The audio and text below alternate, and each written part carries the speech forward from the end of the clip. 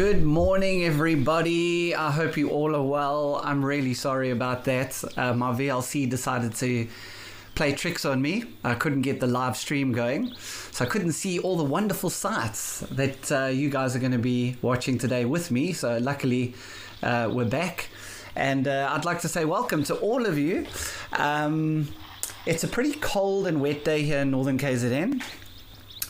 So it's the perfect time to be sitting in front of the computer watching wildlife with all of you, and welcome to all of you. And if you're new, welcome to the club. I'm hoping that you'll enjoy your stay with us and have many more memories to come with us here on Wild Earth, live at the Waterhole, with myself, Sean Taylor, and the best technical crew in the business. Guys, don't forget, we love your questions and your comments, so please feel free to send us WhatsApps or visit our social media and websites and interact with us.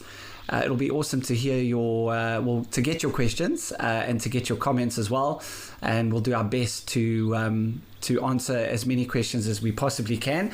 But this morning, here we are. So this is kind of the weather that I'm experiencing at the moment. However, it doesn't seem to be raining at Tembe Elephant Park, but it's not too far as the crow flies away from me. And of course, at Tembe Elephant Park, we can expect to see ellies. Now, the last time I was on, you remember we had the ellies that just weren't coming down to the waterfall. To the waterhole, should I say. And because we thought possibly there were lions there, which was quite exciting. I was hoping they would pop out and grace us with their presence. But of course, cats are big, fat and lazy during the day. So we're back to general viewing with our beautiful ellies. It looks like a breeding herd with one or two males hanging around. I've got a question already from Graham Smith. Graham Smith, I'm hoping you're the cricketer, Graham Smith. But if not, that's fine too. You're asking, how many species of buffalo do we get in Southern Africa? So we only get one species of buffalo in Southern Africa. They're called the Cape or African buffalo. They are the big guys. The last time I was on, if any of you were watching, we had a massive herd that came through in Sabi Sands. I could barely keep up with what was going on. But just the one species. You get various other species in Asia. You get the water buffalo, which is slightly bigger. But yeah, only the one species here. You see the ellies are up to their tricks in the background there. There's one on the left there with the most gorgeous ivory.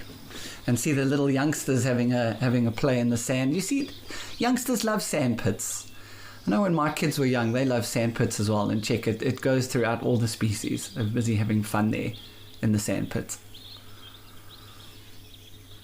And I also, in the chaos of my technical issues, I have not wished everyone a happy Heritage Day. Here in South Africa, it's a public holiday, and we're celebrating our Heritage Day. Unfortunately, I doubt whether I'm going to be able to have a braai or barbecue today. It might just be soup and a roll. But happy Heritage Day to all my Saffers. I hope you all are well and enjoying your day off. And if you are working, thank you for joining us.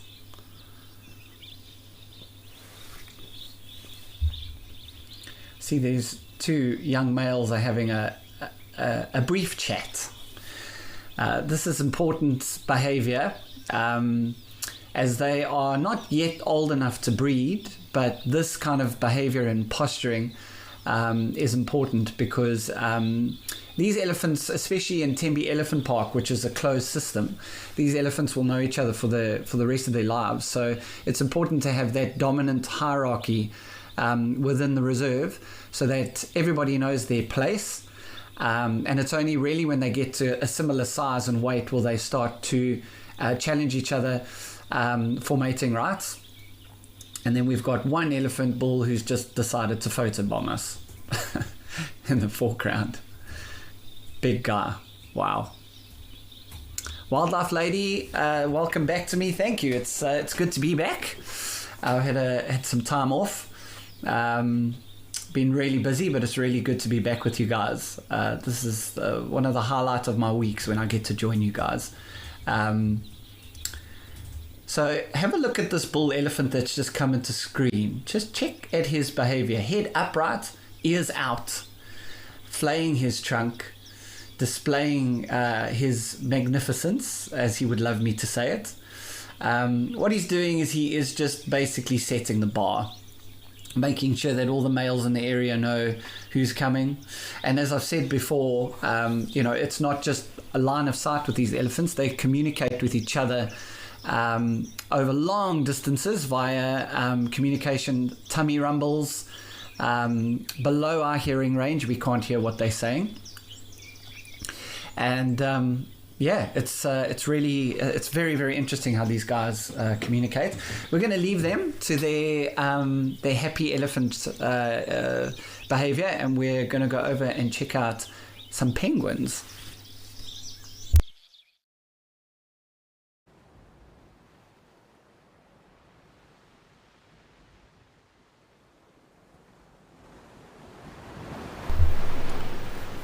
Oh, it looks like a beautiful day there.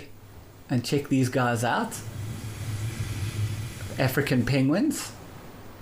So if you guys, I don't know if any of you guys, I know us South Africans, we love Cape Town.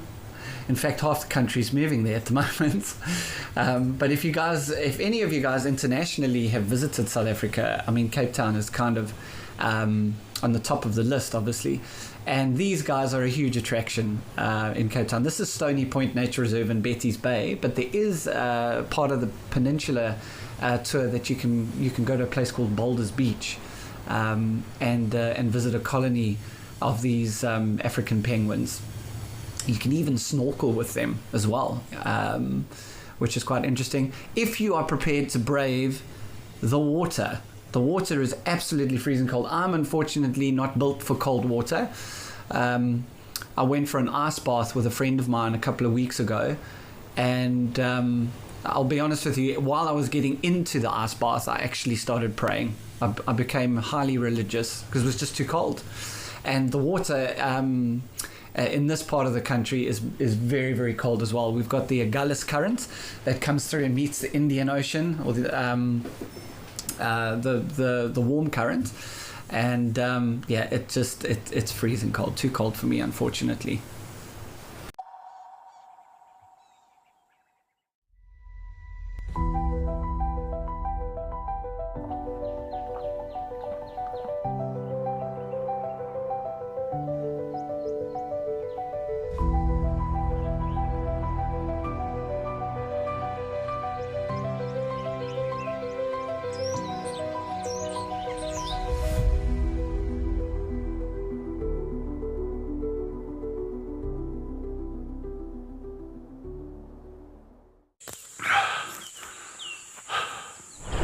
What does it take to handle the wild? Balance. Determination. Focus. Yaku!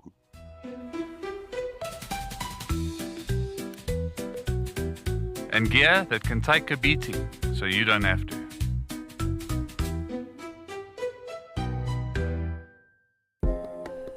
Would you like to know the difference between a male and female wildebeest? You can ask me questions like this in real time. Our safaris are live and interactive here in the heart of Africa.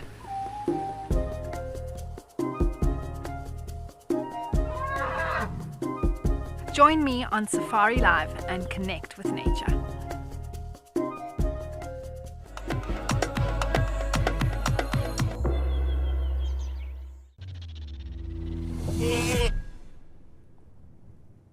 This is unbelievable. Oh, she's gonna catch it. Come on, Tommy. Watch this, we're about to see a kill.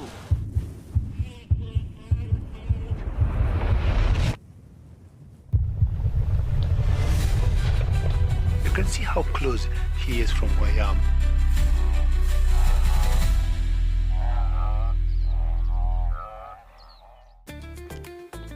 Out here, every wild moment counts, and as a Wild Earth explorer, you won't miss a thing. Incredible. Watch the Wild Earth channel ad-free 24/7 and rewind if you want to catch something again. enjoy behind-the-scenes videos, fireside chats, and early access to travel offers. The best way to stay connected and be part of the Wild Earth family.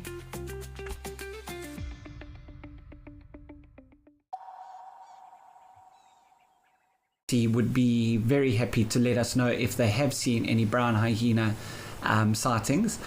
They're very rare, very, very rare indeed. The only time really that I've ever seen brown hyena around that section of the coast is when the seals are breeding.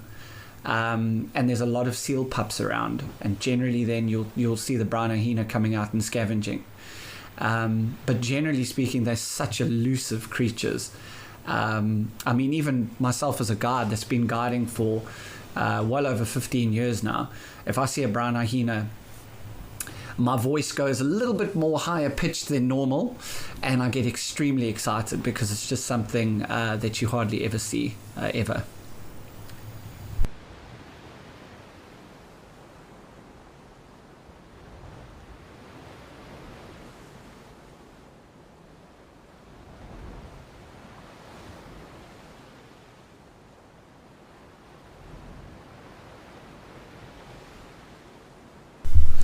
So guys, we're going to let these African penguins enjoy their time in the shade there, and we're going to move over to everyone's favorite waterhole, Odonyo, and see what's going on there.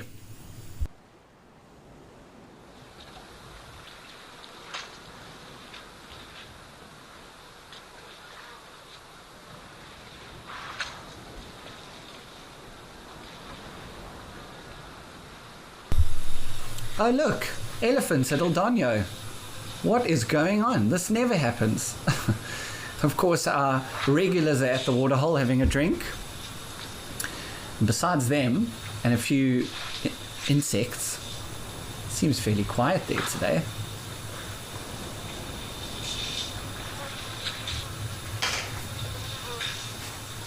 Check that butt. I think I've said before, most photographed thing in the African wild when you're coming out with photographers is a bum. Basically, it's normally a zebra bum or an elephant's bum, and that's the perfect timing because now they've all turned and now we're seeing elephant bums. Riveting. How do I turn this into a riveting show when there are 3 large bums on our screen? So you know something quite interesting is these elephants. It doesn't look like it, but that skin of theirs is very, very absorbent. I've had the privilege of being able to spend some time with elephants, and you can literally take a bucket of water and you can pour it over an elephant's skin and it doesn't run down. It hits the skin, kind of maybe runs down almost a tiny little bit, but then it's completely absorbed. So it's like a massive sponge that absorbs all the water, and they absolutely love rainy weather because they sit there, and so not only are they keeping cool, but also all the water on the vegetation that they're eating just helps to supplement the water, so they don't have to come and basically spend the entire day emptying Aldonio's water supply. They can actually get their water from the leaves and the vegetation that they eat. So they are built for rainy weather, these guys. They absolutely love it, except for sliding in the mud. You can imagine something that weighs 6 tons sliding down a bank with mud doesn't really help matters much. But yeah, they're super absorbent, like the big sponges of the bush. And of course, they're just absolutely beautiful. So we've got some big fives coming out now. So Matt and Mol, you're saying your big five is the dik-dik, and then you've got leopard, cheetah, warthog, and elephants. I'm so glad someone threw warthog in. You know, warthog are very, very cute. I have a chihuahua at home that basically is a warthog. I think she was reincarnated. She snorts. She acts like a warthog. In all intents and purposes, if I had to chuck her into Kruger Park right now, I think she'd flourish. So I'm really glad, Matt and Mole, that you threw the warthog in there. And then Wildlife Lady, good to hear from you again. You're saying your big five is elephant, leopard, wild dog, hyena, and honey badger. Nice. I like that a lot. Yeah, honey badgers are interesting creatures, aren't they? I tell you what, I've got a healthy respect for them. I wouldn't mess with a honey badger. Not a chance. And hyena are just, they're beautiful creatures, especially when they are cubs. When they're cubs, they're absolutely stunning. But as they get a little bit older, they start to smell a little bit. I suppose as all pets do eventually.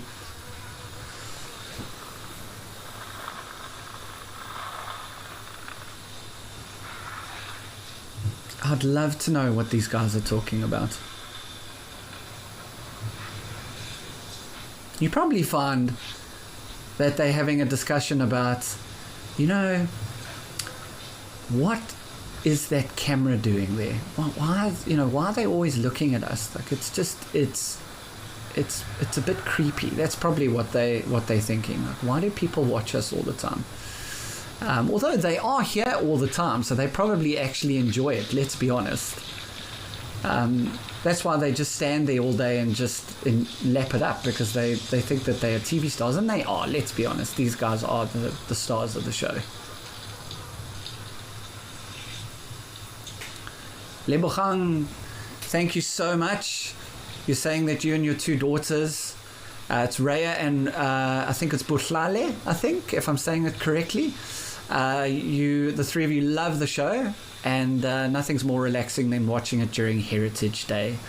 Well, listen, thank you for joining us. I'm so happy that the three of you are with us, and it's just as I'm fairly new to this still, in terms of length of how long I've been here, but it's so nice to have this community that we're kind of building up. It's like a Wild Earth community family here. I just love it, and it's so nice to hear from you guys when you engage with us. So please, guys, keep the questions and comments coming. I absolutely love it. Gives me something to talk about, because really, how much can I say about that big butt that's on screen? Not too much.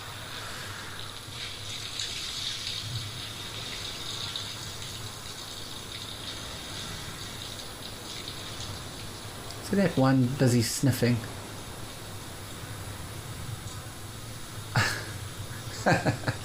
I think he's the dentist. I think we've just discovered who the dentist is, and of course it's the one with the biggest tusks. I think he just did a cavity check, and he looks happy. I think that consultation went quite well. I wonder if he charges. Probably not. And you can see the one on the far right there is busy relaxing. He doesn't want to have his dentals checked. I think he's quite happy with what everything looks like. We've got a Cape turtle dove coming down to the water, having a bit of a drink there. Nope. Came and went.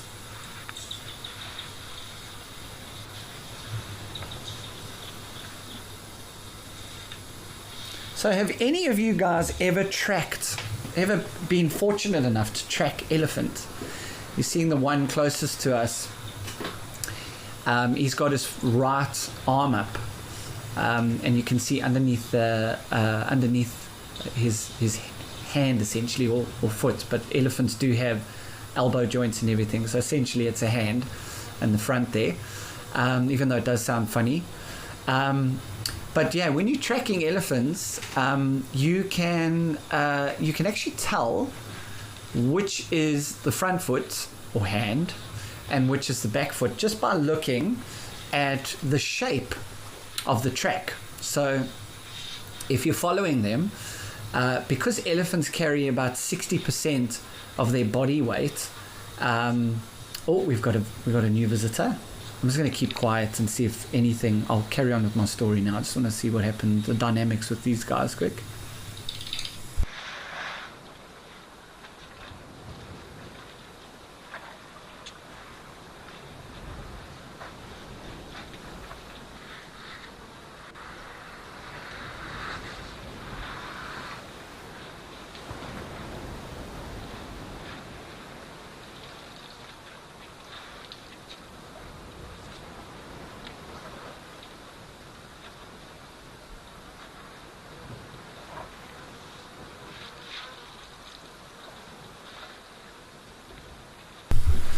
So it was really just how you doing?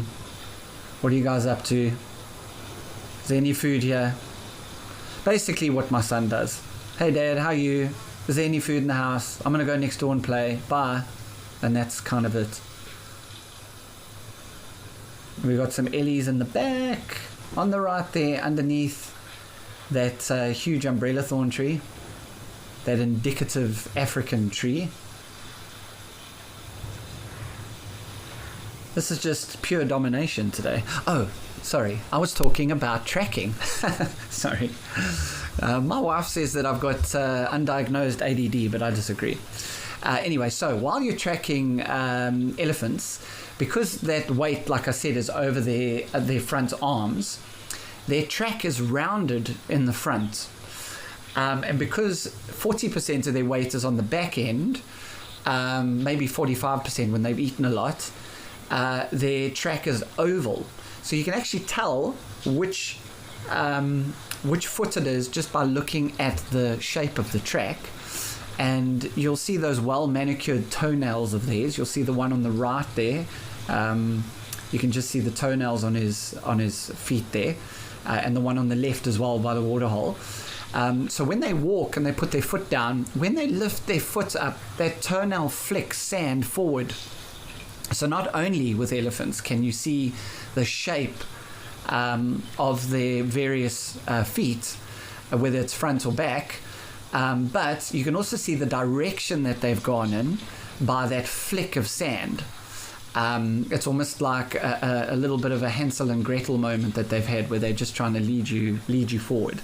So tracking elephants is actually very, very interesting and a lot of fun. For me, tracking is my most favorite thing in the world. I love tracking.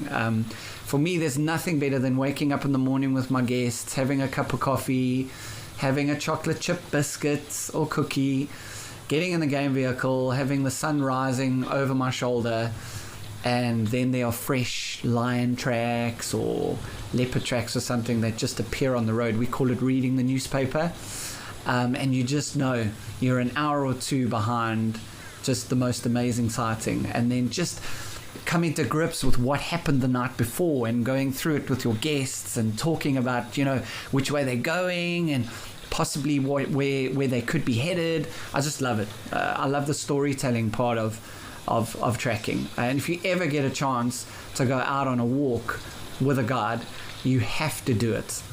It is something that will just will live with you forever.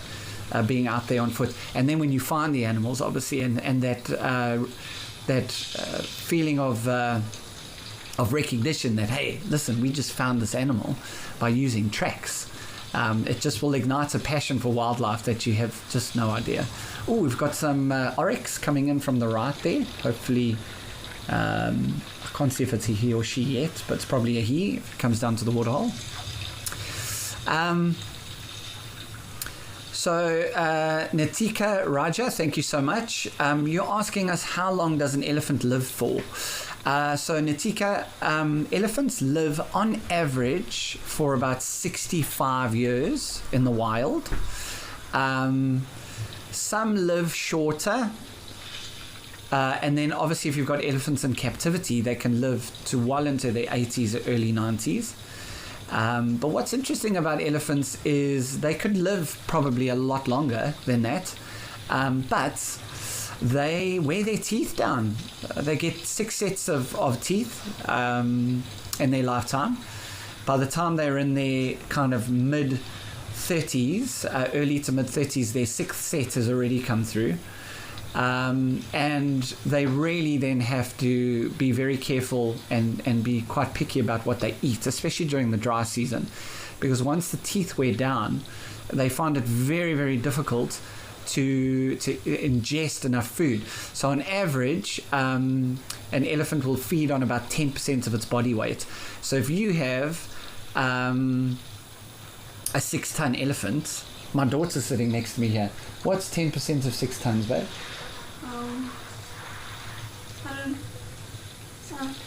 600. Yay! Okay, hopefully you pass your next maths test. So if a 6-ton elephant is going to need about 600 kilograms of vegetation to be able to survive. Now, when they've worn their teeth down, they find it very difficult to do it. So any Lion King fans out there, I'm not going to try and sing the opening version of Lion King because it's just going to sound weird, but for any Lion King fans out there, which I know there are quite a few, they talk about elephant graveyards, right? And the elephant graveyard it's not like elephants go to a place to pass away, but they often will go into areas where the vegetation is very soft. And so they die in those areas because they just can't ingest enough, and often will starve to death or just not get enough nutrition. And so you'll often find areas where the elephants have been dying often, but it's not an actual graveyard or anything in particular. It's just the food, as I'd say. But now listen, the action is heating up at the waterhole. We've got some oryx coming in.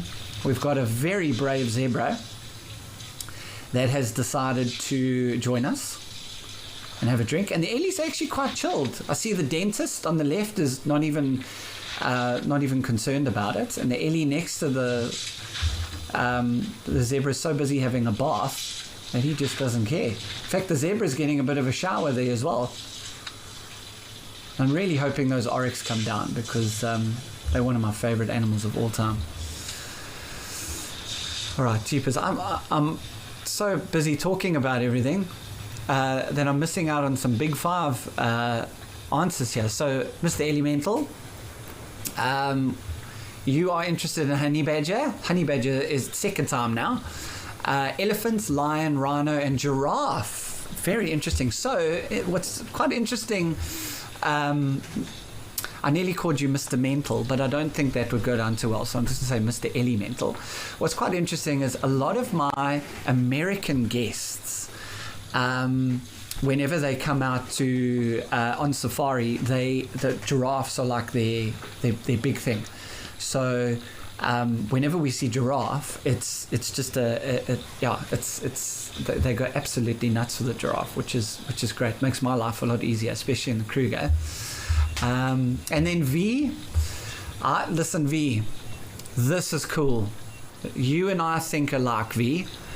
V saying hello everybody, and her big five is elephant, giraffe, lion, secretary bird, and eagle owl. So my family and I are obsessed with eagle owl. Well, not just eagle owls, but owls in general. My favorite bird is a Powell's fishing owl.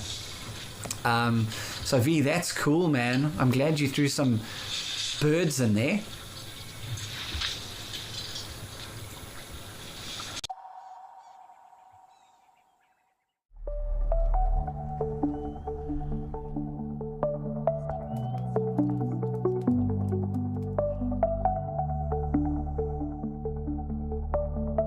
Let's go and take a look. See you out there.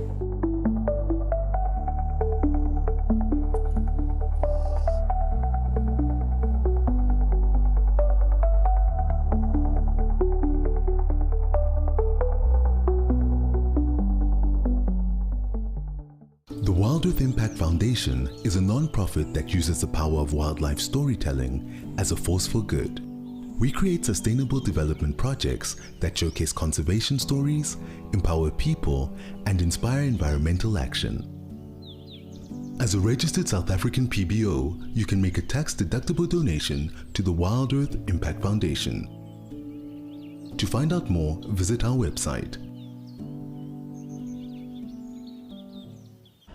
My full name is Cedric Leslie Dold. I grew up mostly here in the Lowveld. I grew up here pretty much on the southern side of Kruger National Park, a place called Marloth Park, for most of my years. Something surprising about myself, I did play drums in a band for many years. Best sighting I presented, we found Palumba in the two cubs, and the cubs are just way big. Join our expert guides at dawn for a live, immersive safari as the bush comes to life. Found ourselves a chameleon, and look how he's changed color. Every sunrise brings new discoveries. Pound for pound, a leopard is one of the strongest cats around. Ask questions, share your thoughts, and connect with nature live and in real time. Great excitement, great happiness. Start your day with adventure.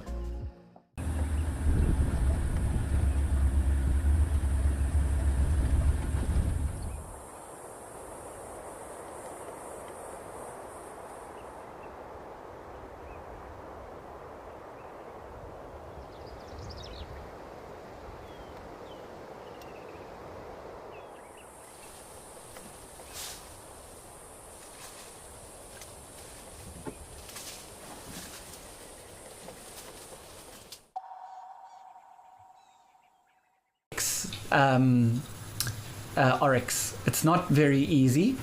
So if they get a little bit closer, I'll explain a little bit. We look at the horns. Essentially, the thickness of the horns will tell you whether it's male or female. But you see now the ellies are on watch. Check. They don't want to be outclassed with the beauty of the oryx. But one of those oryx are going to come through for sure. That need for water will overtake their fear of these ellies, and they'll come through.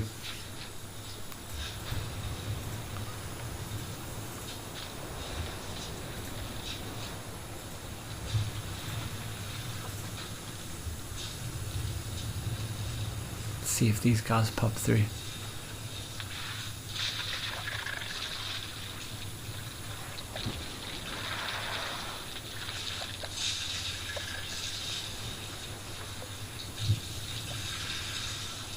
Thank goodness this waterhole's pumped, guys. Can you imagine? There'd just be no water left at all. Oh, you see, they're going to come down. They're circling around. They're going to come through our little section over here.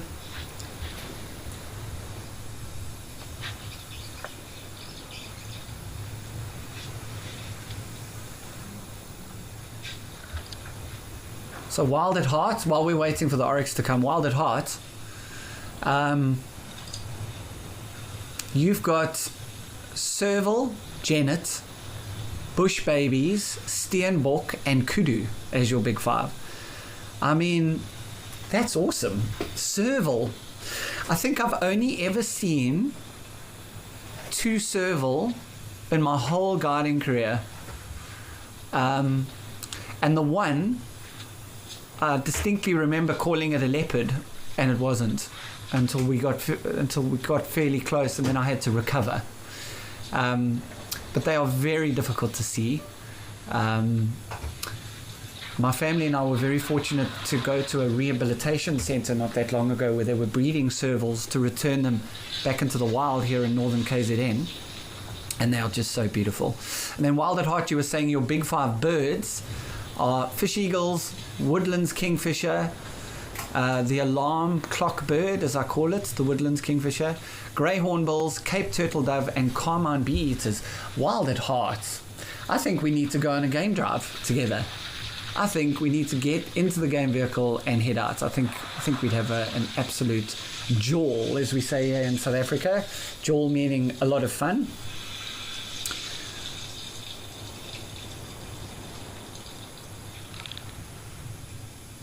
Come on, Oryx, do the right thing.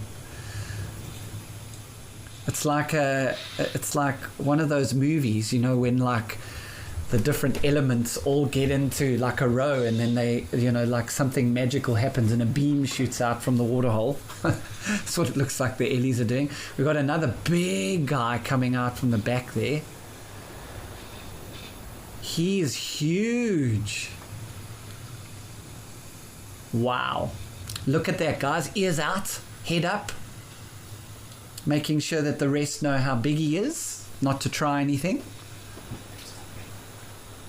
Amazing. They've stopped drinking. You can see they're smelling with their trunk. There'll be communication happening. We obviously can't hear it. This may ruin our oryx sighting. Sadly. Where's he going? Listen. That is a massive elephant. As he turned around on the camera there, guys, you saw his left tusk is worn down. Can you see that? And his right tusk is a bit longer and more kind of pointed. And that's because elephants are left or right side dominant, like we are, right-handed or left-handed. So he would be a left-hander. He would use that left side more than the right side. And that's why elephants, often their tusks are uneven, because they use one tusk more than the other one.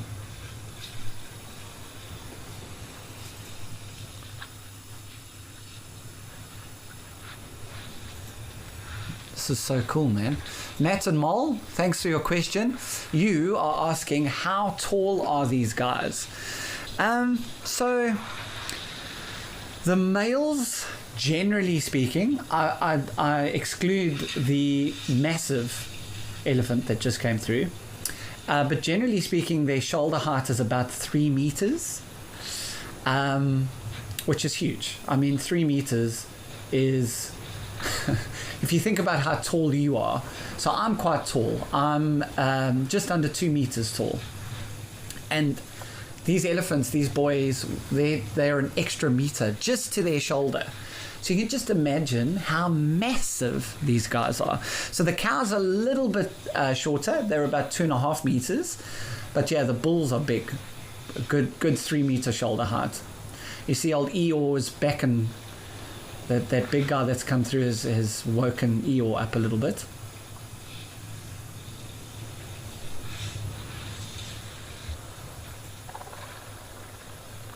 Warren Brown, your big five: Caracal, Serval, Wild Dog, Janet, and Civet are your. Jeez, I tell you what, that's a tough game drive, Warren.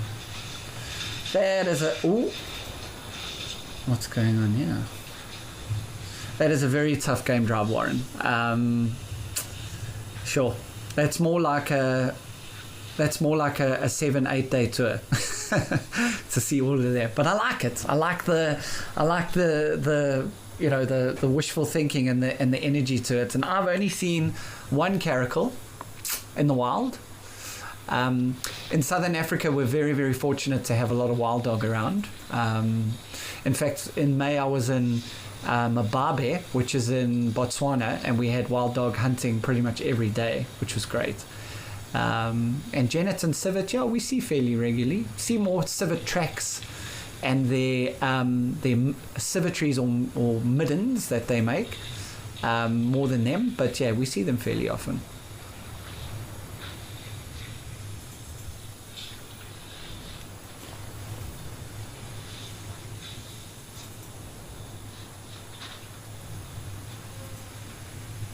So guys, we're going to leave these 6 bosses here, and we're going to head over to Victoria Falls and see what's happening at Moziwetunya.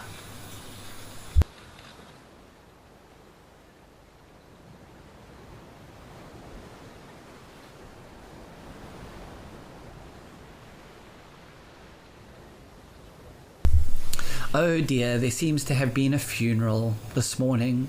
We have the marabou stork. Us guides call them the Undertaker, because it looks like they're wearing that Undertaker's jacket, and they bald. Have you noticed that most Undertakers are bald? I don't know why. I don't know whether it's a prerequisite for the job. But, yeah. Maybe it's just my imagination. But we've got a beautiful marabou stork. We have a white egret in the background there as well.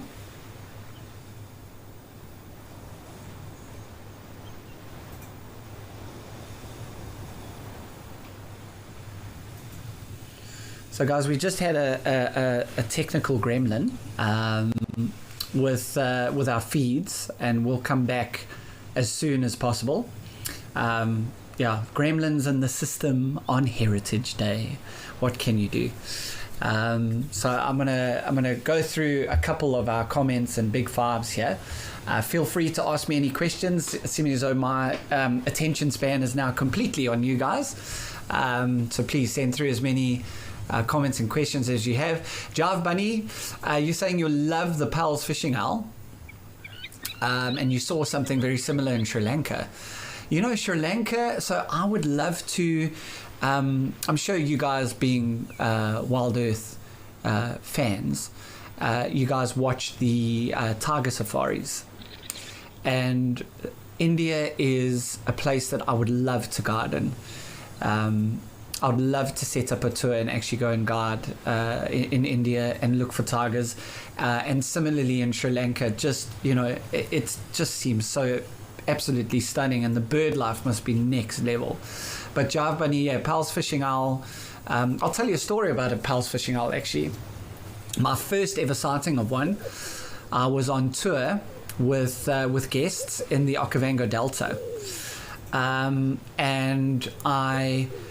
all the guest tents were full, and being a guide, obviously the guests get preference of the tents that they stay in. So I was in a bow tent, a canvas bow tent on the island, in the middle of the island, away from the guests. And to be honest with you, that's actually how I prefer it. I absolutely love it because it's like camping in the middle of the Okavango Delta, and I had like a little toilet set up and everything was awesome. But anyway, I digress.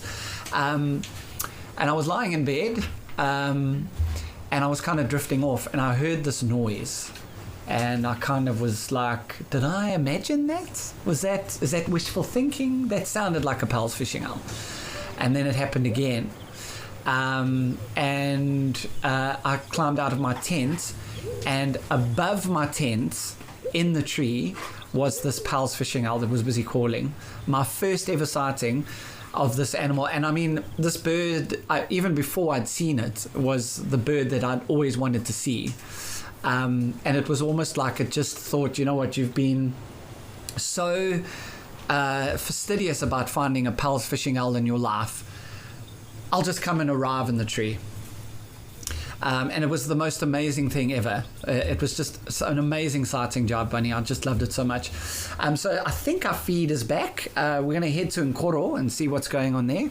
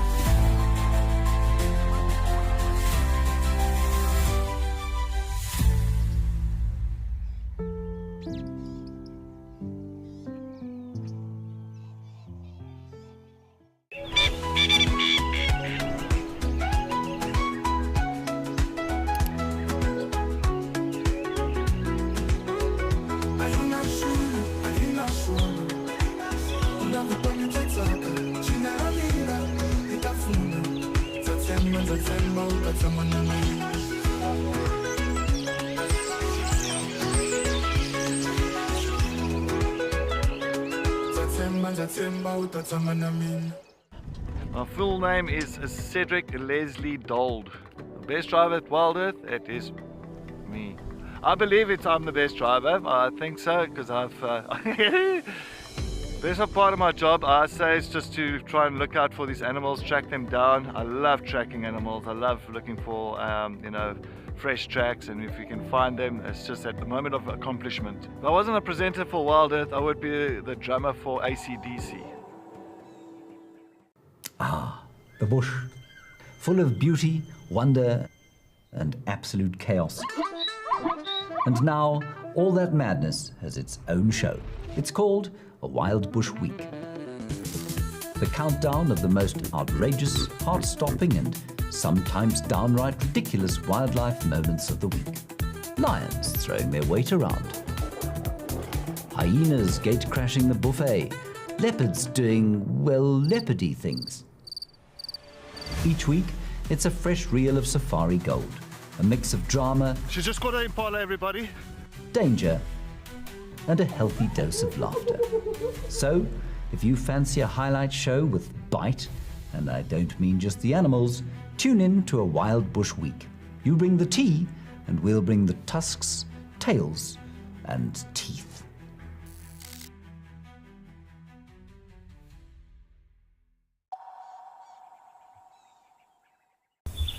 Maybe we get lucky enough with these giraffe to have a bit of a drink.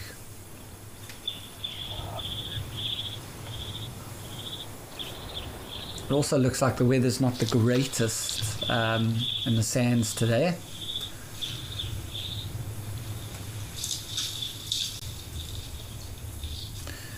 I think we may have missed the drinking party.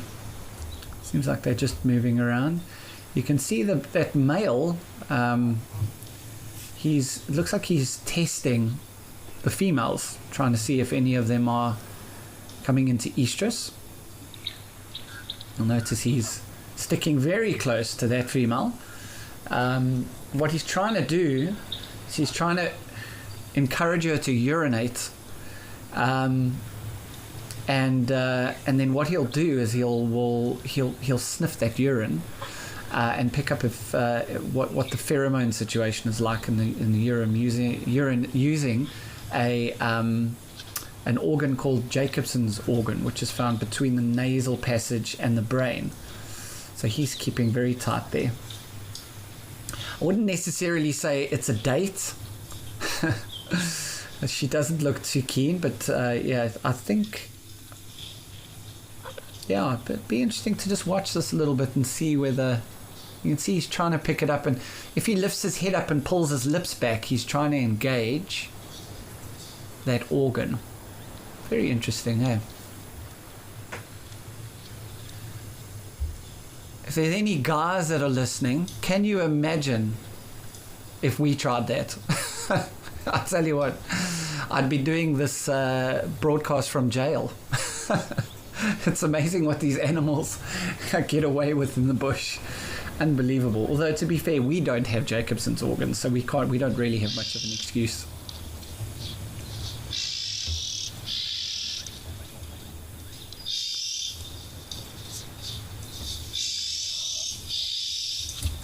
You can hear those red-billed oxpeckers busy calling, and we might get lucky here with this female. It's going to have a drink.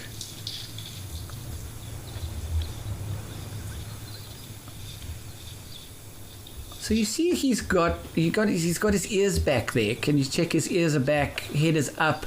I think he's actually picked up that she is coming into estrus. She's now running away from him. That's more like it. It's more like what human men are used to. Run away. But you might find that, so what happens is they're in estrus. They won't mate until they basically are ovulating, in which case then they will mate with the males. So he will follow her closely around, and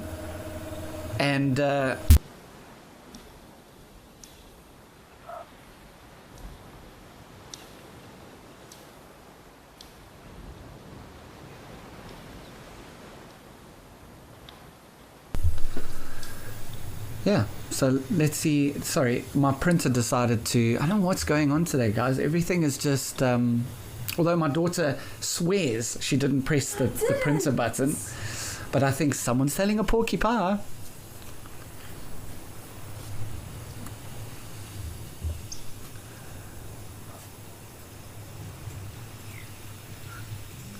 So now you might find if she is in estrus, and other males pick up that she's in estrus, some other males will come in and they'll fight, and then the giraffe will do what we call necking the males, which is them fighting. And that's actually quite interesting to watch, because they stand kind of adjacent to each other and they swing their necks, and they'll basically hit each other, but they don't just hit each other like on the neck and the leg and kind of give each other a dead leg. They will go for specific body parts, in particular the liver. So they have sweet spots that they swing their heads for. And let me tell you, when they hit each other, it's loud. And it almost like echoes Shame Girl. She's running for the hills. It's sometimes you actually feel like you need to step in, like a UFC ref. You want to step in and go, okay, boys, just relax a little bit, go to your corner, go have a rest, because it'll go on for hours and hours with them necking, till eventually one of them either goes for a liver shot, and the other one bows out, or one of them just gets tired and walks off. We've got some Egyptian geese in the waterhole as well. Busy sifting, looking for some food.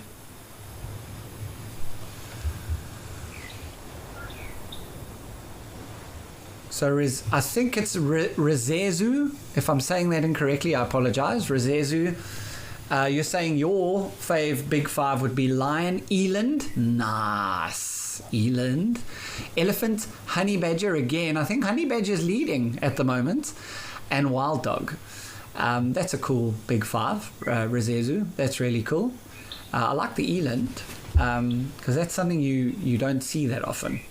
So it's really cool. And then Monique, you are saying that your big five would be leopard, hyena, lion, elephant, and cheetah with a question mark. And for good, that question mark is well used there. Or kudu even. I see that giraffe are checking over there. I wonder if there's elephant or something coming from our right side. Interesting to see.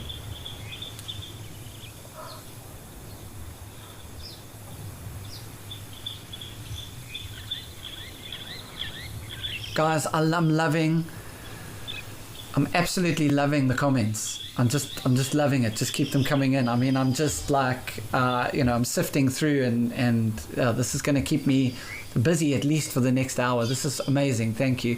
We've got some go-away birds in the background, or grey lories as they used to be called, the cockatiels of the bush. There's definitely something coming in from the right hand side that they're interested in. I don't think it's anything major, or it could just be some human activity, maybe off maybe a guided game drive or something like that that's just brought their attention up a bit.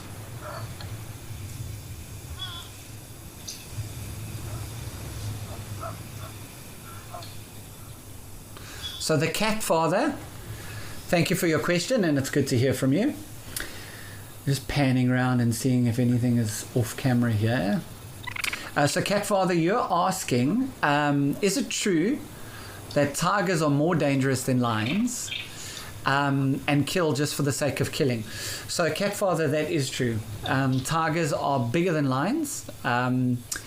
They weigh on average between 80 and 100 kilograms more than, so the males I'm talking about. And also they will kill for the sake of killing. So, nice, we've got a giraffe drinking there. So, they've been known to kill and eat an animal, and then if something runs past or they've got the opportunity, they'll kill it and then they just leave it and kind of walk off. We had something similar, funnily enough, cat father, in the last drought that we had around 2015-16. We had the lions just killing for fun because the animals were in such bad condition. But in general, they don't do it, whereas a tiger, that's a general thing that they do.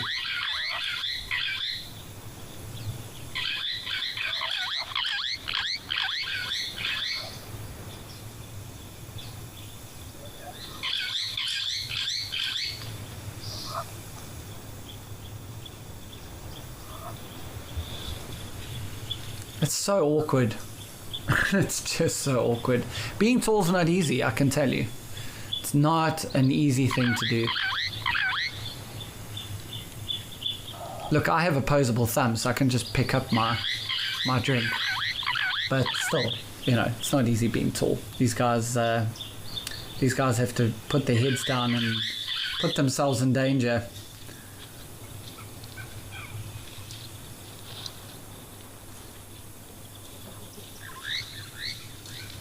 And you'll watch now, if the head does go down, you can just imagine the rush of blood to this giraffe's head. And I'll explain, if she does go down, I'll explain what will happen. So, come on, girl. Do it for the community. We're all waiting for you. There we go. Right, so she's now dropped her head, and all that blood is now flowing to the brain. And this is obviously not a good thing. However, They have you're going to watch as she stops drinking, she's going to flick her head. We'll wait for it.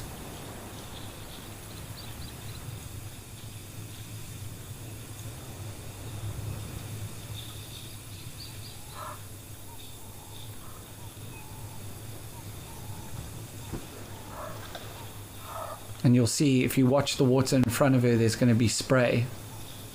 Do you see that? Now, what she's done is when she put her head down, the blood obviously rushed to the brain. They have like a valve that blocks that blood from going into the brain and the skull.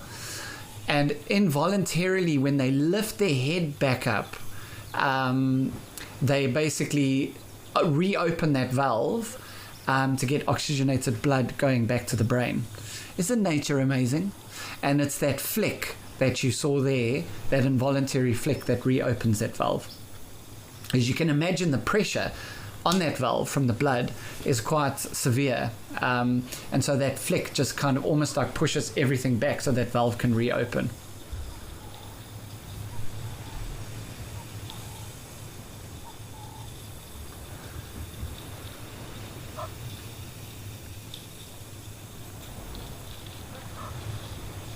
So guys, we're going to leave our giraffe friends here. And we're going to head over to Safari Hook, go see what's going on.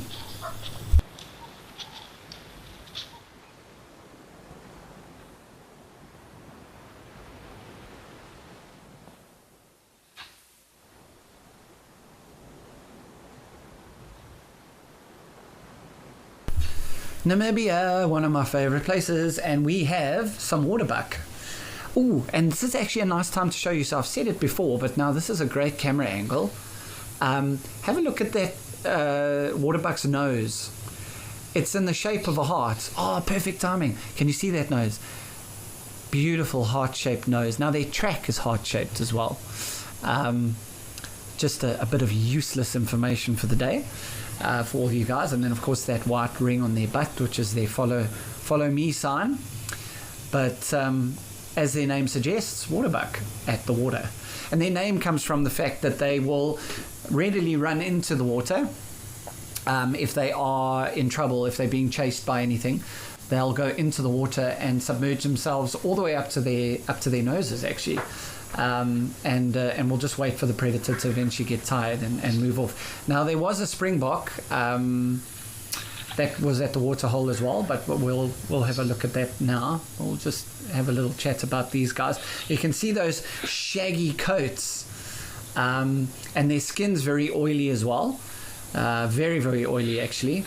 And that helps with when they come out of the water, just for the water to run off them and they can get a shake and carry on with their business. See these youngsters, look at them. We've got an oryx in the background. This is such a typical Namibia scene. Waterbuck, oryx, springbok. I mean, yeah, Namibia. If you guys ever want to, if you've been spoilt with the wonders of South Africa, Botswana, Zimbabwe, and you're wanting to do something different, you've got to go over to Namibia, guys. Honestly, like the different animals that we get over there. And if you're a photographer, the landscape photography is next level, but the star photography is where it's at. Let me tell you, if you're out in the desert or you're in the Hwanep Valley, anywhere there's no light pollution at all. And the star photography is the star trails that you can do is just I don't know if there's anywhere else in the world where you could get star trails like you can get out in the desert in Namibia. It's just next level.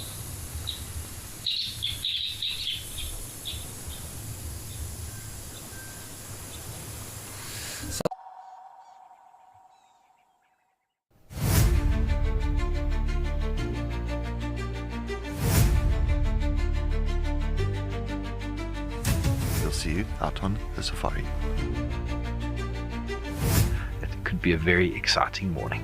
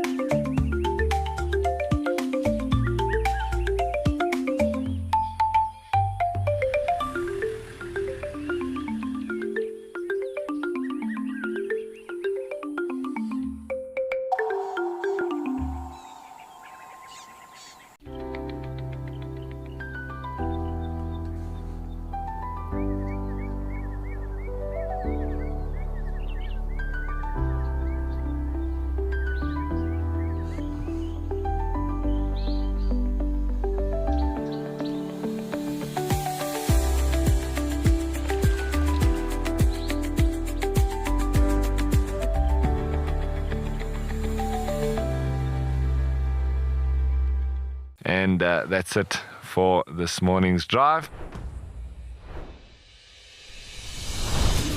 She's just got an impala, everybody.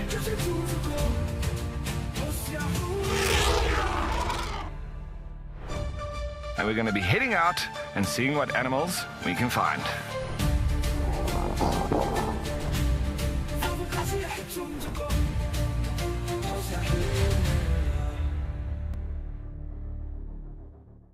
Every month, something wild lands in your inbox.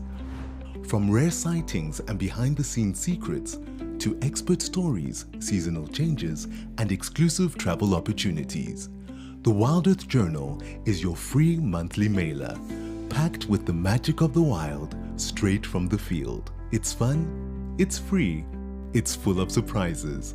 Sign up now on the Wild Earth website.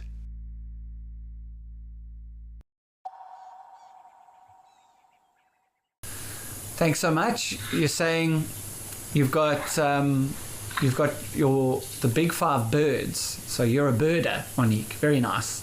And you're saying that you after shoe bulls. Sure, that's a very difficult bird to find. Secondary bird, malachite kingfisher. Very nice. Crested barbet and paradise wider. And you're going to just add a 6th one in there just because you can, Monique. You're saying crown cranes. We're very fortunate, actually. Close to where I live, there's a place where we get to run and cycle. And there's a breeding pair of crown cranes that we see quite often there, which is quite cool. So I see crown cranes quite a lot. But nice, Monique. Breaking the mold, adding a 6th one in there. I love it.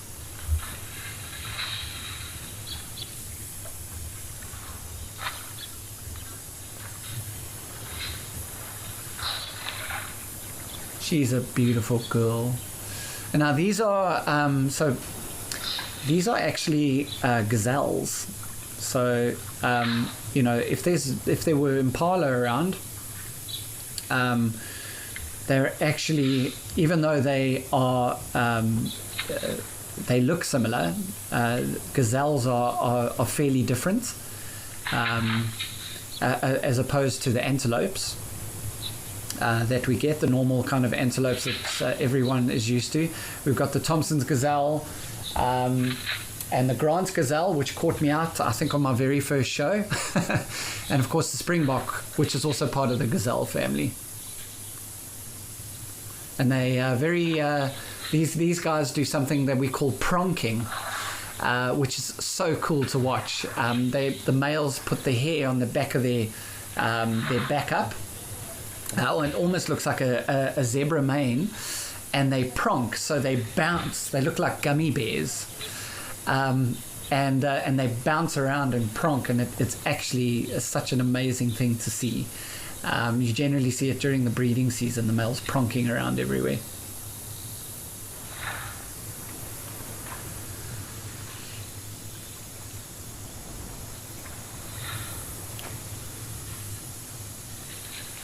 So guys, we're going to leave Our Lady of Leisure here, our gazelle. We're going to head over to Vic Falls to see what's going on.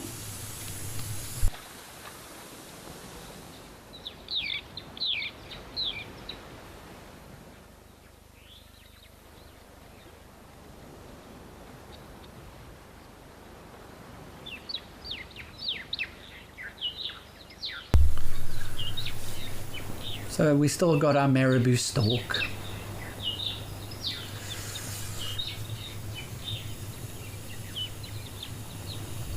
The other reason we call them undertakers is because they always seem to be around. They're always around death as well. You know, whenever there's a kill in the bush, there's always marabou stalks around. Yeah, it's kind of like they like the crows of Africa. They're always around something that's died. Hence the undertaker term. But this undertaker's keeping clean. He obviously runs tight outfit, professional outfit, and making sure that he's nice and clean. Got some guinea fowl coming down on the right hand side there. Bush chickens.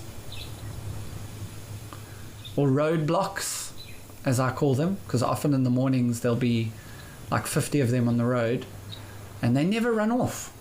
If any of my guide friends out there, you'll know exactly what I'm talking about. They never move off the road. They run up the road for like a kilometer, and they've got 5 million acres of bush to run through, but yet they'll just run up the road.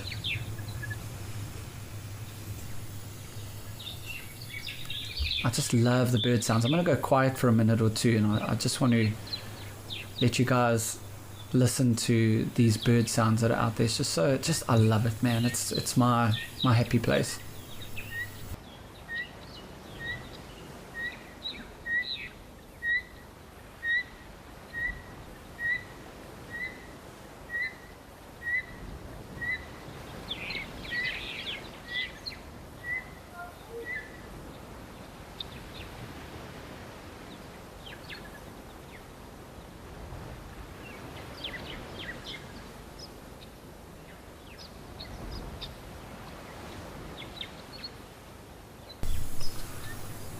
Isn't it stunning? Bit of wind there as well in the background. I'm so glad I get to share this with you guys. Isn't Africa amazing, and isn't Wild Earth awesome? We've got a great egret. It used to be called a great white egret, but it is now just called the great egret in the background there, with the black legs and black feet. Little egret has black legs, but it has yellow feet. That's how you tell the difference between the two, although the great egret is a bit bigger.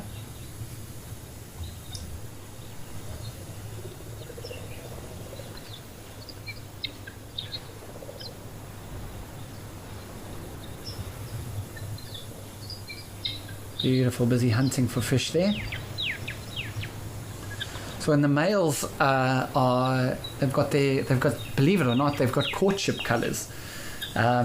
Which they get temporarily, so that beautiful red bill and just under the eye there actually goes like a green color, like a green hue, and then you know that the males are breeding.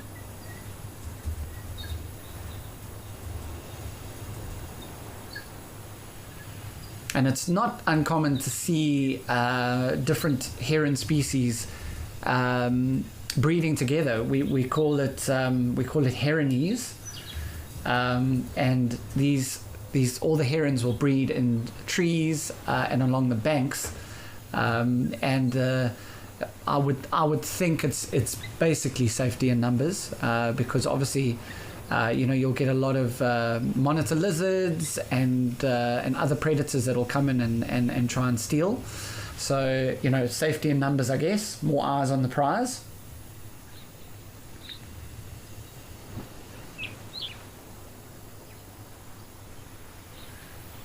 I wonder if we'll see our first live kill with this great egret. In the background there. I mean, we have the Undertaker, so why not have a live kill? It would be amazing.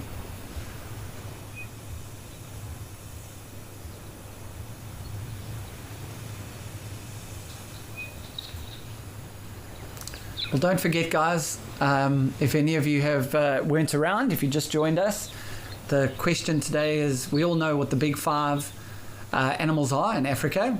If you are not sure, it is elephant, rhino, buffalo, leopard and lion.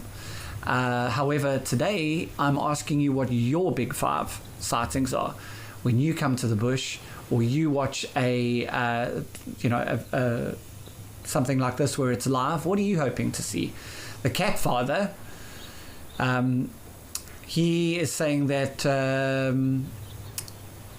big 5 are elephant, lion, penguin. Very interesting, cat father. Penguin, very nice. Cheetah and a hawk. Now, what hawk is that, cat father? You're going to have to let us know. Is that a yellow-billed? Is it a? Are you talking just general hawks? Are you talking eagles? Are you talking raptors? Let me know. What I meant to say was African hawk eagle, but my tongue got tied up. Sorry.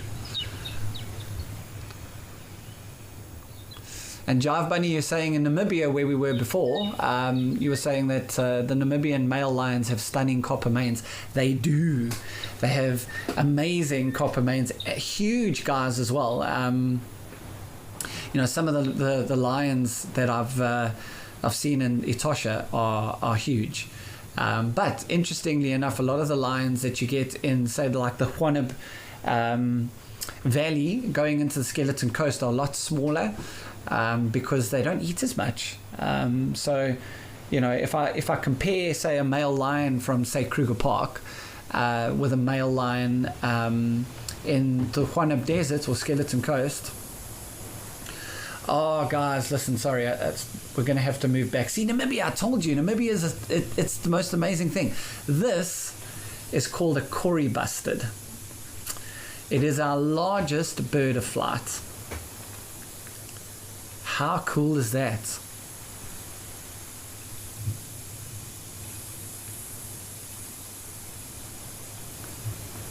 And we might even get like a little bath action going on here. Wow. This is quite rare, guys. You don't often see these guys in the wild. It's quite rare. You generally find them in open grassland areas. You see them in Kruger Park every now and again, but yeah, very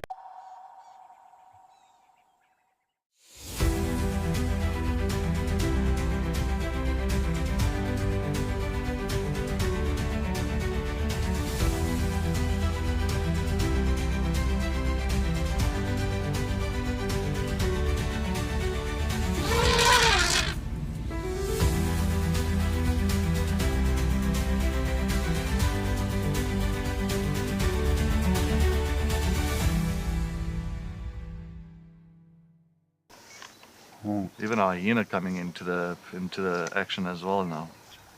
Oh my word! She's stalking the hyena now. Leopard, hyena, lion, all together in one shot. Oh. Whoa. This is action-packed.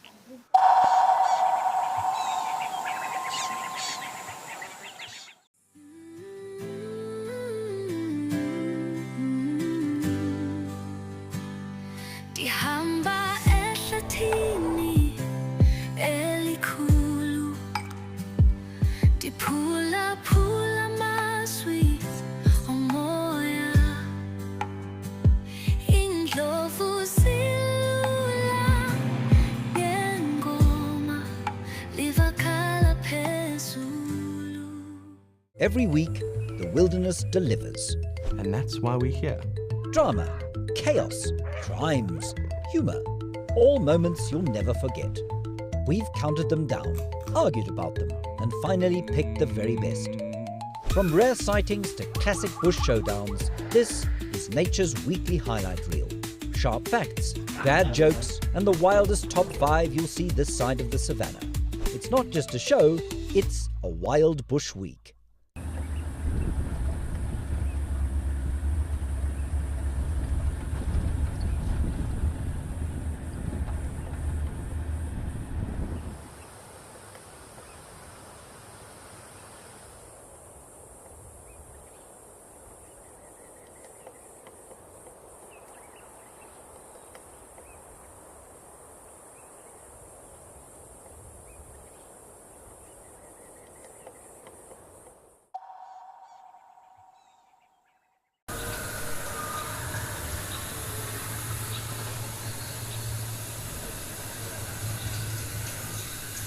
This is so cool, man. Dark Mane Lover, you're asking if I've ever seen shoebill stalks? No, I have not. I've only seen them on television, sadly. They are not on my bird list.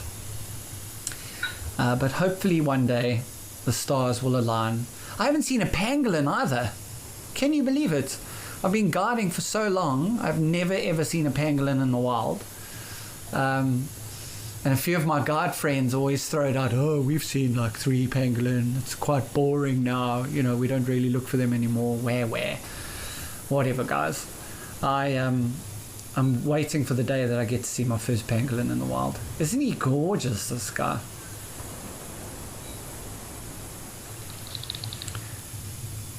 Got some springbok in the background coming through. Oh, hey, listen, talking about springboks, who's watching the game on Saturday? Hope you guys are going to be watching.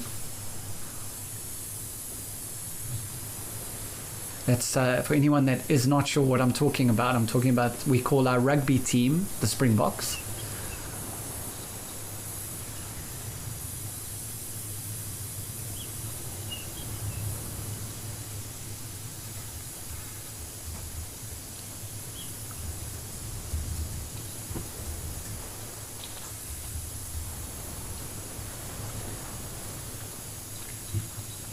Wow.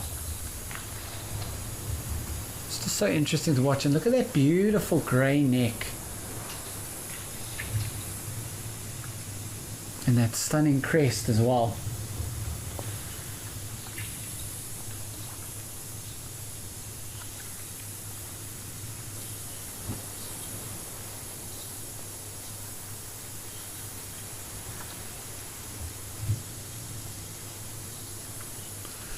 So funny, these guys. They I've seen them when they're posturing, when they're busy breeding, they'll stick that big crest of theirs up, and then they kind of drop their wings. They put their wings out, but they drop their wings, and then they inflate their neck to about like 3 times as big as it is there, and they just look so weird. But the ladies love it, so, you know, that's kind of how he gets away with it. They also fan their tail a little bit as well. Show off. But I mean, when you're that beautiful, why not?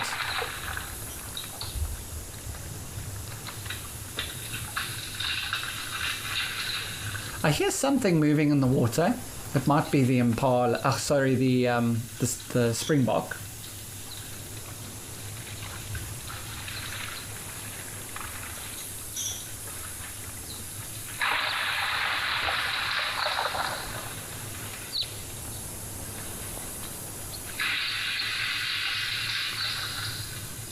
Well, I can hear something. We'll try zoom out and have a look. I did hear something. I was almost sure there was an elephant coming down at one point because I heard it off camera, but might be something else. We'll see whether we can have a look and see it.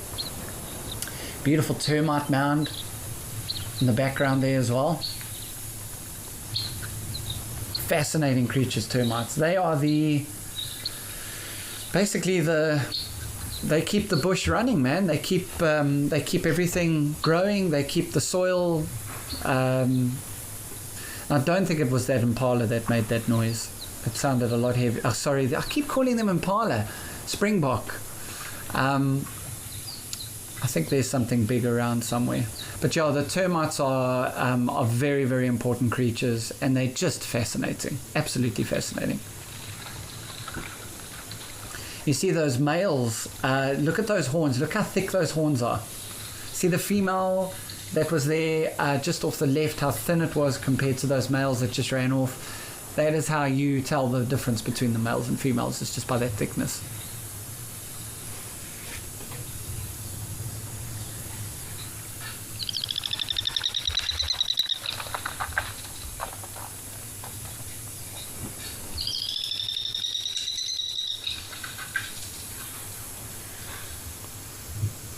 So Dr. Stripes, that's a cool name, Dr. Stripes.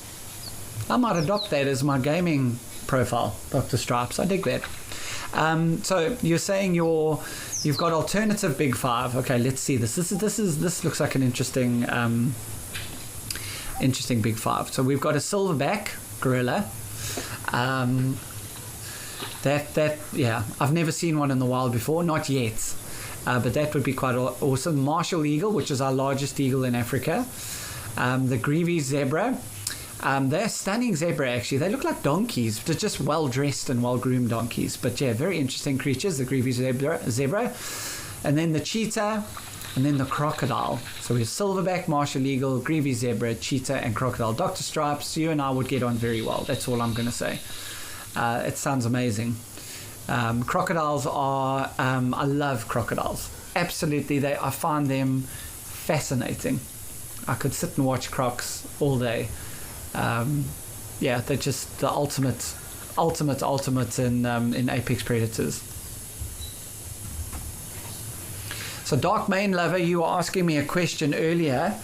You asked me what is my favorite antelope.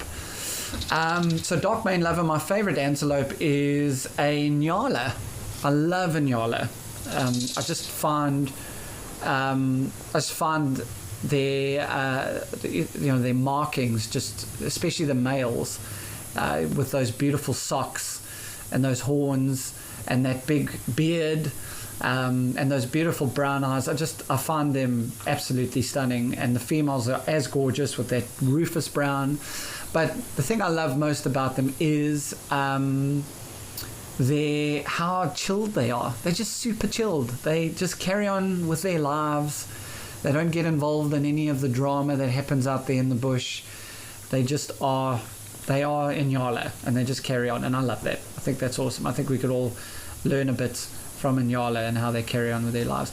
Now, listen, just look how big this Cory Bustard is, right? Remember I said they can weigh up to about 19 kilograms. Just look how big he is compared to that. I know that female springbok is lower down than him, but look when they're on the same level. Look at how big that Cory Bustard is. He's huge.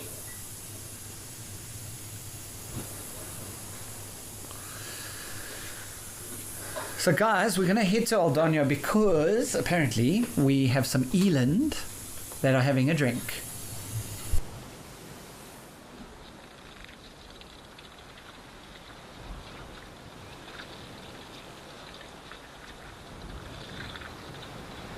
Oh, we got some impala there as well.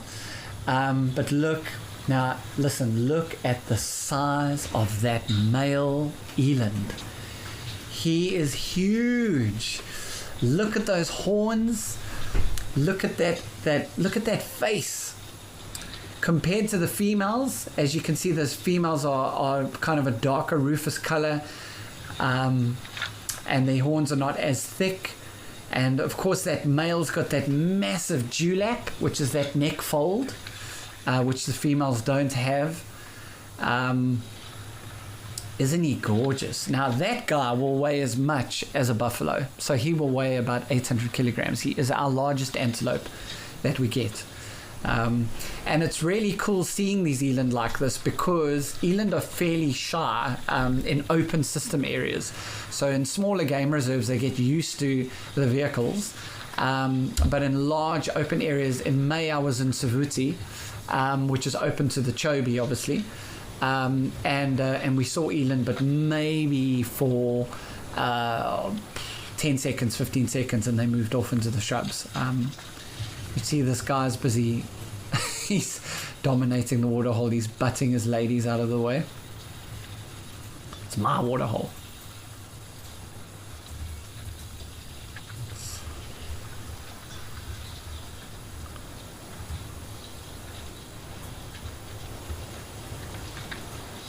He's being overwhelmed by his ladies. It's not the worst thing in the world, let's be honest. Stunning, aren't they? Beautiful, beautiful creatures. And more indicative of the drier areas as well. We do have eland in Kruger, kind of small groups of them, very particular habitats in the bush that we have in Kruger Park. But in your higher up areas, they do receive fairly good rainfall. They you'll find these guys that they're quite prominent up there. I love how the elephants have just accepted the fact that the other animals are joining them in the waterhole. You see that? What is that guy doing? He's like holding his friend's. He's resting on his friend. He's turned his friend into a PLP, or a public leaning post.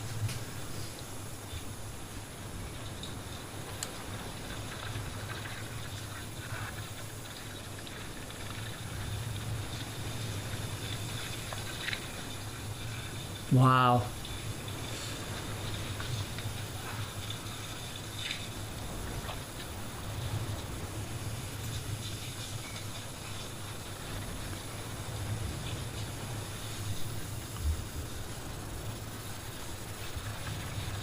I tell you what, this waterhole, more so than pretty much any of the others. I mean, just think about the action that we get at Oldonyo, and species that we get to see. It just is, we're so fortunate, man, to be able to do this together. We really are.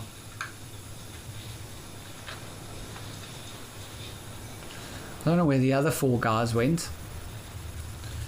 Old Eeyore and the dentist. I think they went off to find some shade and have a rest. So Ellies do sleep, actually. You know, you're always seeing these animals awake, but these animals will sleep. These two are having a little bit of a just a bit of a play. There's no major aggression here. They're just sizing each other up. But these guys are huge, right? So you can imagine if they go off into the bush and they lie down. You know, the pressure on their internal organs is huge, right?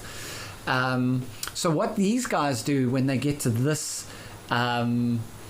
size is either they lean against a tree, either kind of at their shoulder, they kind of hook themselves into the tree, or they just plonk that big forehead of theirs against the trunk of the tree and they lean against it and sleep. Or what they do is they find a termite mound and they lie on the termite mound, so they're not lying flat, they kind of lean against it and sleep. And these guys have been known to hit a hard 20-minute, half an hour nap, let me tell you. They're not shy. You can see, you can always see with them if I'm doing a bushwalk and I see one leaning against a tree or leaning against a termite mound, you always look for any ear movement or trunk movement. If there's no movement whatsoever and just breathing, then the chances are he's having a nap, in which case, yeah, probably a good idea to turn around.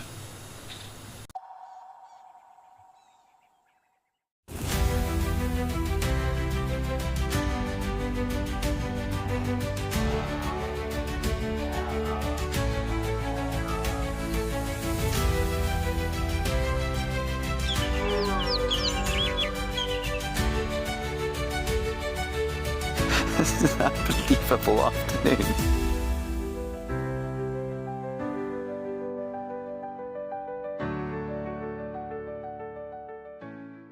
At Wild Earth, we believe every story has the power to create change.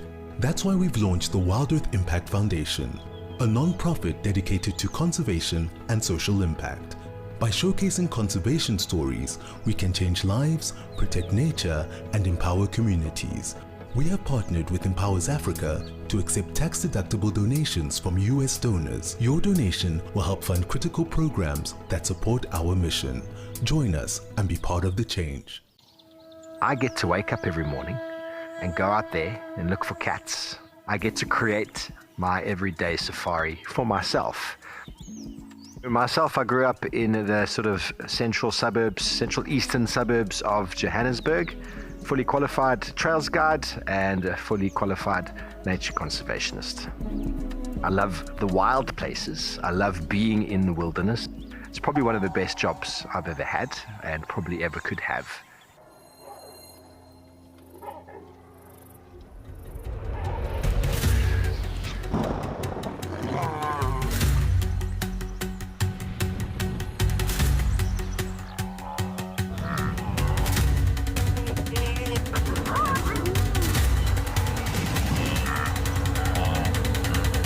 Greatest wildlife spectacle on planet Earth. We'll see you there.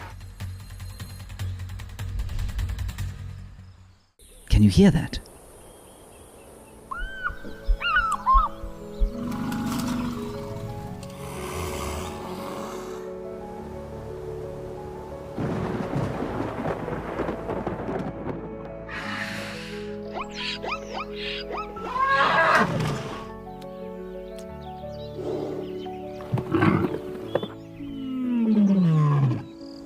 The wild is calling.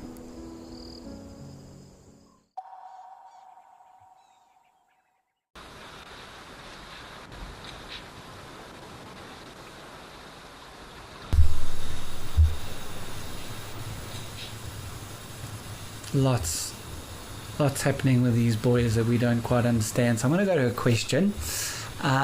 Warren Brown, thank you so much for your question. You're asking if the Gerenuk is in the Mara Triangle. So Warren, no. The Gerenuk, which is a type of, it's a gazelle. Some people call it the giraffe gazelle, just because it looks like a mini giraffe. They're quite funny looking animals actually. But Warren, you don't find them in the Masai Mara. They are normally in kind of the northeastern parts of Kenya, and then in particular in Ethiopia and Somalia. That's generally where you find them. They prefer your drier kind of semi-arid areas, to be honest with you. So like if you were ever keen on trying to find them, I would say maybe Savo, a game reserve called Savo, east or west, I would say probably would be the best place to find the Gerenuk. On the Mara, we get Thompson's and Grant's gazelles. We had a Grant's gazelle once at the waterhole here. But yeah, unfortunately not the Gerenuk. But that's a cool question, man. I enjoyed that. Thank you so much. So we're going to head over to Founders because something very cool has come down to the waterhole.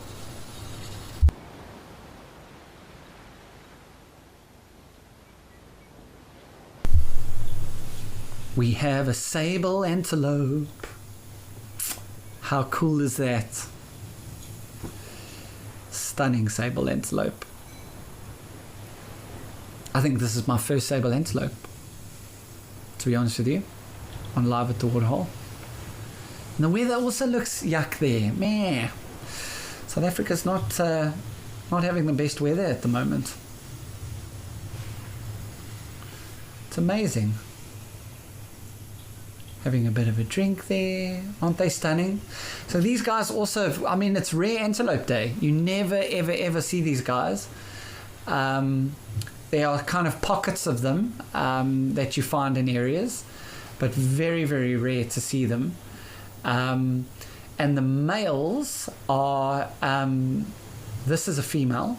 The males are completely black with a big white tummy, and their horns kind of, so you can see the horns on this female kind of go up and are starting to bend at the top there.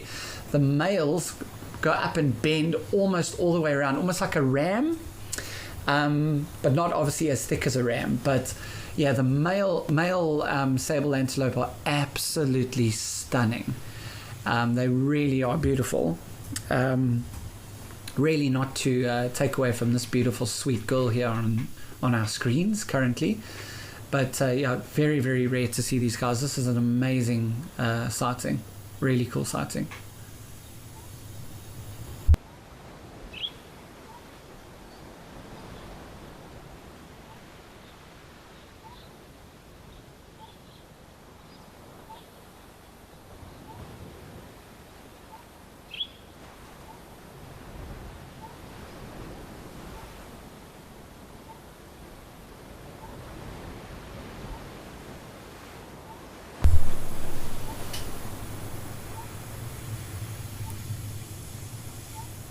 I wonder, I'm waiting in anticipation here to see if there's other, because they do move around in herds.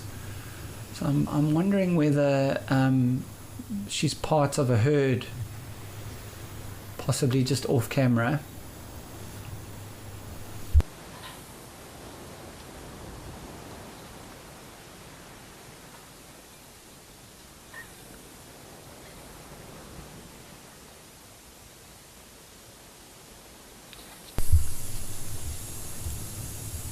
We've moved over to Safari Hook for some. Yeah, I really hope we get to see those sable antelope again if they do come down, because I'd love to talk to you guys about them a bit more, because yeah, they're fascinating creatures. But we've got some giraffe drinking here. Namibia has treated us well this morning. We've got some zebra in the background. Oh, and we've got some oryx as well. It's really cool.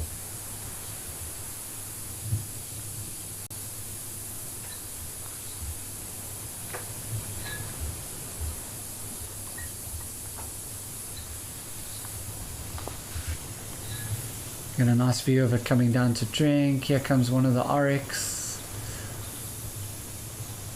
Don't you love that face? I love that mask.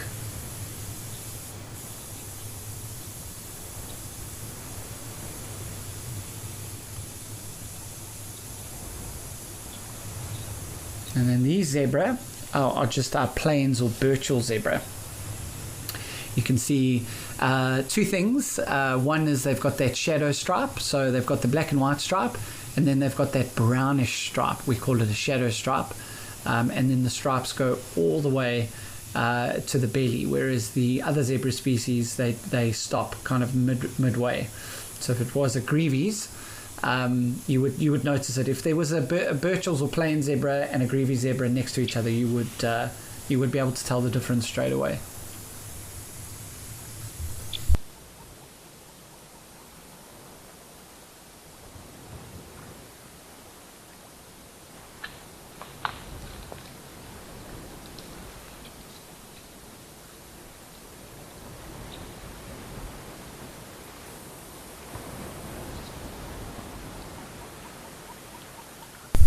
I'm hoping those oryx come down, but in the meantime, Cheryl Main, thank you so much for your question. You're asking, what do you call the small five? I'm guessing, Cheryl, what you're asking is, what are the small five? And that's a really cool question. So the small five it's a mixture of birds, insects, reptiles. So the buffalo would be the buffalo weaver. So the buffalo weaver, we see them quite often in the bush. They live in these massive communal nests. For years, we've shared virtual wildlife. Now let's experience it for real. I'm Lauren Arthur, and I'd love to show you my amazing home here in the Greater Kruger of South Africa. This 5-night journey is an exclusive connection to my piece of untamed Africa. I live here in these gorgeous landscapes surrounded by epic wildlife. The wild is calling, so come and join me.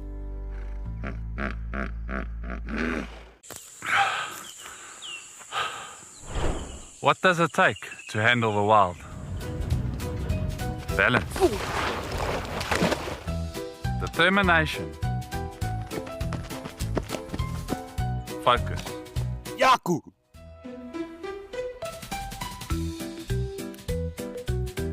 And gear that can take a beating so you don't have to.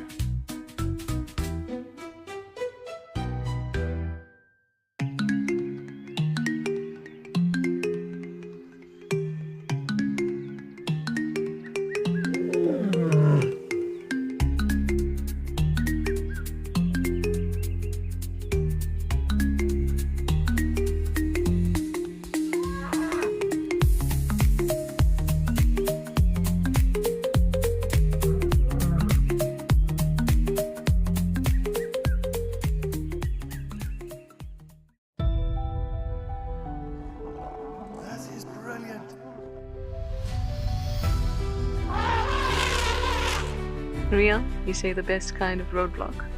Absolutely. Look at this. Hello, girls.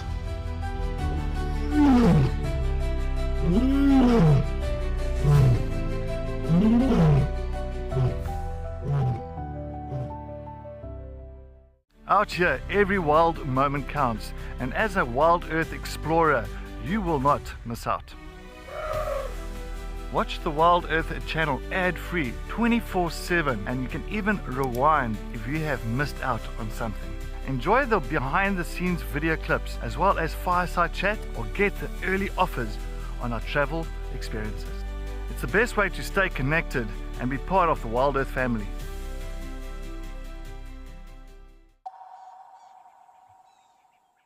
Is the small five. They're not very easy to find. Buffalo weaver you will see pretty much every safari. Leopard tortoise pretty much only during the summer months or if we get some heavy rain. Antlions, easy peasy. Elephant shrews are very difficult to find. And rhino beetles, again, summertime when the insects are around. So yeah, something interesting to find. If you're lucky enough to go on a safari and we get the big 5 out of the way, then we start looking for the small 5. But thanks for that question. That was cool. So we're gonna leave Safari Hook and our zebras and our oryx and our giraffe, and we're gonna head back to Aldonio.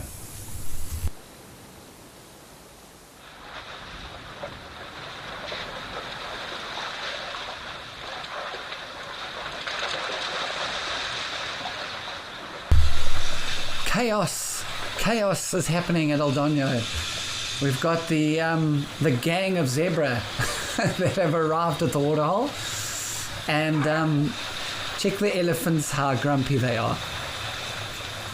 And the one in the background there's got his ears out, trumpeting a little bit. He's given up. He's had it.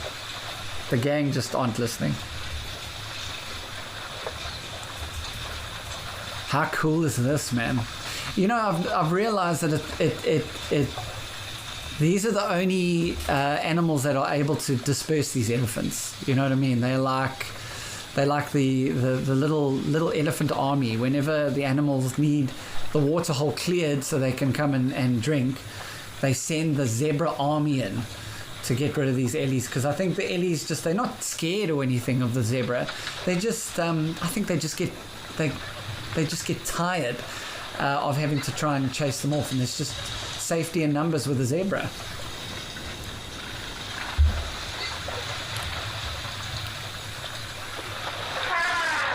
So Dougal, you're saying your big 5 would be the wild dog. Oh, now the ellies are getting a bit grumpy. Your big 5 are wild dog, honey badger, black rhino, very nice, serval and genet. So listen, the guys, I'm impressed. The honey badger's leading the way with the kind of off-the-cuff big 5. I think a lot of you like to see honey badgers, and for good reason. They're quite funny, guys. These elephants are just not happy with the situation that's going on here.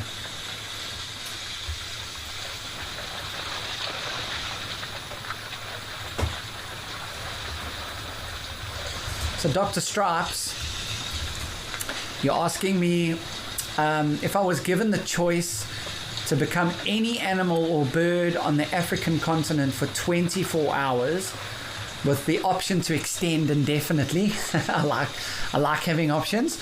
Which one would you choose?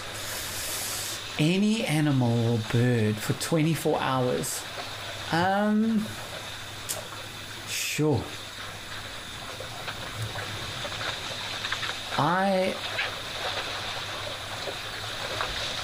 Sure. I should have read this question and then thought about it before reading it out, so that my brain could warm up. I'm thinking that oops. Jeepers. Okay, I'm Dr. Stripes, I'm going to give myself time to think, but let's just watch what's going on here at the waterhole. Because the elephants are not happy with the zebra stealing their water. So let's just listen to the sights and sounds, see if these elephants get to push them off.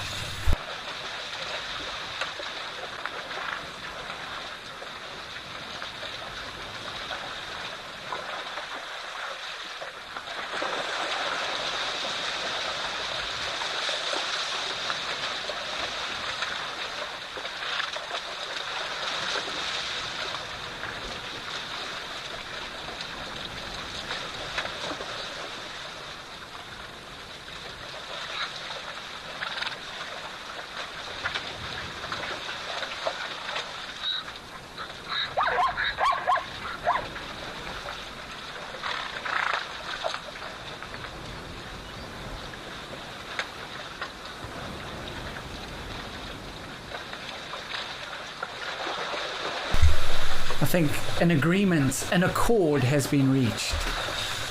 It's so nice hearing those elephants trumpet and the zebra calling. Look how dusty it is there.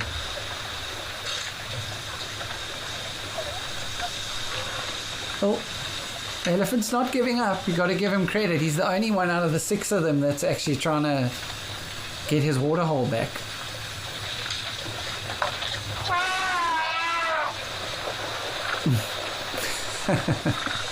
Never a dull moment, right? Oh, sorry, boy. You're being overrun.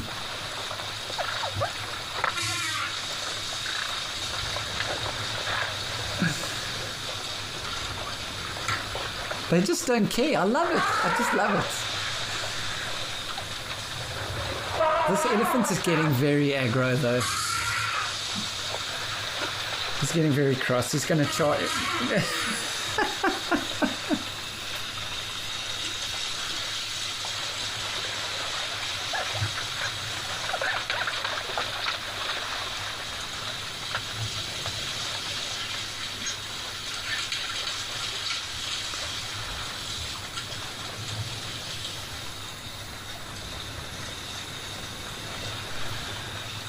Well, I never thought I'd see the day with an aggro elephant that just decided to run away, but it's happened, guys. Aldonio waterhole. I mean, look at how many there are. I can't count. And this is exactly. Can you imagine the lions? Okay, now trying to figure out which of these zebra to take down. How would you be able to distinguish which one to go for, except for the weird kind of the one on the left there that kind of is I think his screensaver came on temporarily, but he's gone back now. But yeah, how would you choose? How would you choose your lunch? Because remember, these predators have got to make a choice and go for one in particular instead of just running into the herd or the herds, because there'll be quite a few different zebra herds within this big group. How do you choose, man?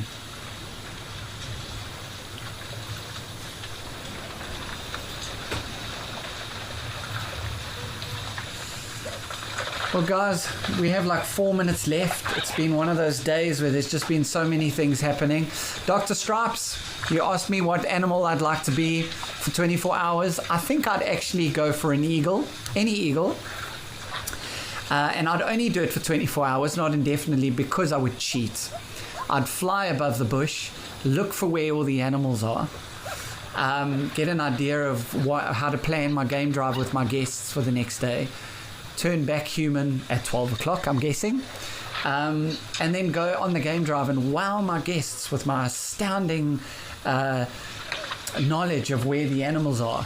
It would be fantastic. But yeah, I'd love a bird's eye view of what's going on in the bush and just kind of pick up where everything is. I'd absolutely love that. Now, guys, thank you so much for interacting with me today with a question. There were just so many people that came through. Lenny, I see you, Lenny. You were talking about the elephant shrew, antlion, the rhino beetle, buffalo weaver, and leopard tortoise, which were the little 5. Thank you so much. Yeah, so many of you came through and gave me your big 5. Oh, he's back. So thank you for interacting with us. Thank you for making this such a special broadcast. We really do appreciate it. And the cool thing is I'm back tomorrow. I get to come back 2 days in a row. Can you believe Wild Earth has allowed this to happen? So I'm really looking forward to being with you guys tomorrow. Please tune in for some more info. Some more sightings, should I say. Also we'll have a theme tomorrow as well, but don't forget, before then we have an afternoon and a morning game drive coming up, so please tune in. This morning's game drive was next level. I don't know if any of you guys saw it, but it was absolutely amazing. So I'm hoping this afternoon will be the same and tomorrow morning, but I certainly will be here at 11 o'clock to watch the zebra chase the elephant away again, basically, as well as various other that we'll be sharing together.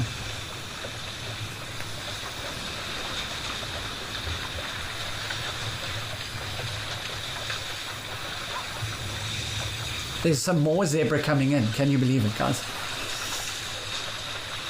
Gee whiz. But don't stress, the elephants will reclaim their spots. And tomorrow morning, I have no doubt that the camera will pan down and the 6 boys, including Eeyore and the dentist, will be on their regular spots. Life would not be the same without them, let's be honest.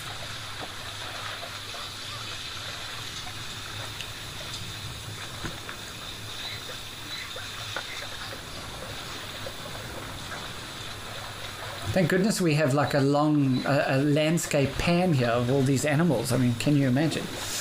All these, it's like the last time I was on with all those buffalo. So guys, goodbye from myself and the Wild Earth team. I will see you tomorrow morning. Much love to all of you and chat to you soon.